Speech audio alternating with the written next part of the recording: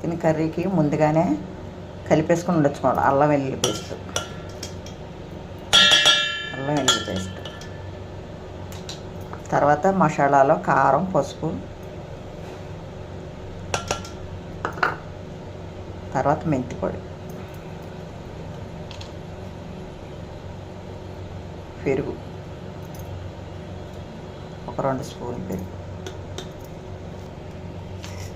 ఉల్లిపాయలు, టమాటా ముక్కలు,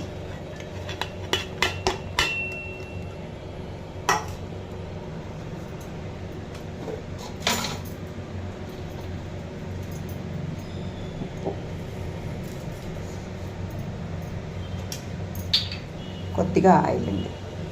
మళ్ళీ వేపినప్పుడు ఆయిల్ వేసుకోవచ్చు, ఇప్పుడు అన్నీ కలుపుతాయి కదా, అందుకనండి ఇలా ముందుగా కలిపేసుకుని